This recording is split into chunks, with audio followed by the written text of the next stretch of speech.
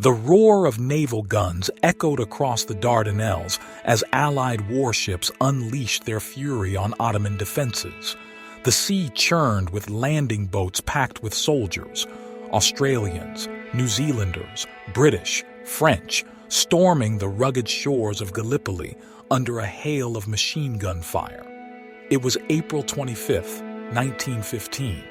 And the Allied powers had launched a daring gamble to knock the Ottoman Empire out of World War I. What followed would become one of the most grueling and tragic campaigns of the Great War, the Gallipoli Campaign. Welcome to History in a Hurry. I'm Professor Malcolm Mazer, and in this episode we will learn about the Gallipoli Campaign.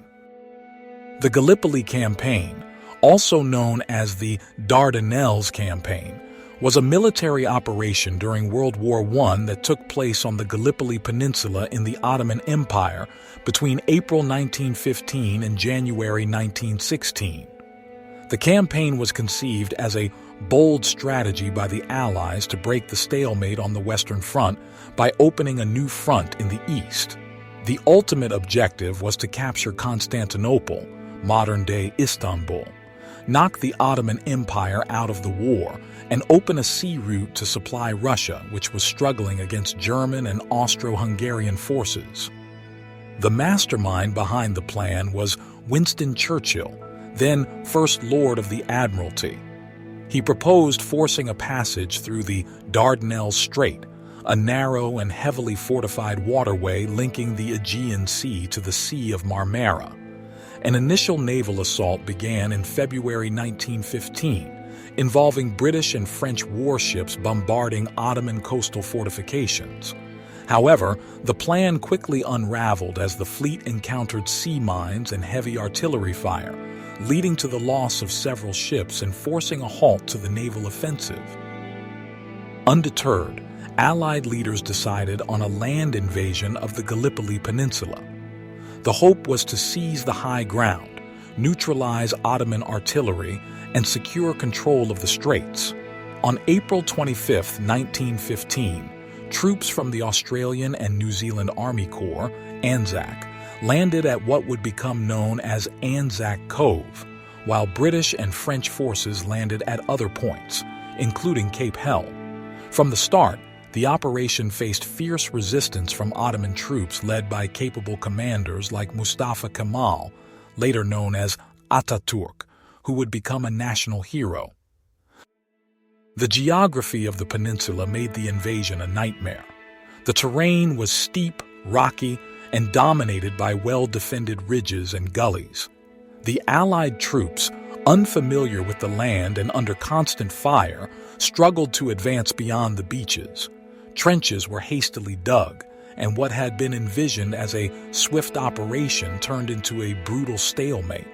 Soldiers endured extreme heat, disease, swarms of flies, and unsanitary conditions, which led to widespread illness and suffering.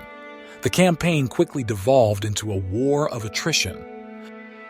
Despite repeated offensives such as the battles of Krithia, Lone Pine, and Sari Bair, the Allies failed to break through Ottoman lines. One of the bloodiest moments came during the August Offensive, which included the infamous attack at the Neck, where waves of Australian troops were cut down within minutes in a futile charge. Meanwhile, the Ottomans, fighting to defend their homeland, held strong with limited resources, displaying remarkable resilience and tactical skill. As months dragged on with little progress and mounting casualties, the campaign lost political and military support back in Britain. Commanders were replaced, and morale among the troops plummeted. By December 1915, it became clear the campaign had failed. The decision was made to evacuate Allied forces, beginning with ANZAC Cove and later Cape Helles. The evacuation, remarkably well executed and largely without casualties, was the campaign's most successful phase. In the end, the Gallipoli campaign resulted in heavy losses on both sides. The Allies suffered over 250,000 casualties, including more than 44,000 dead, while the Ottoman forces sustained similar numbers. The strategic objectives were never achieved.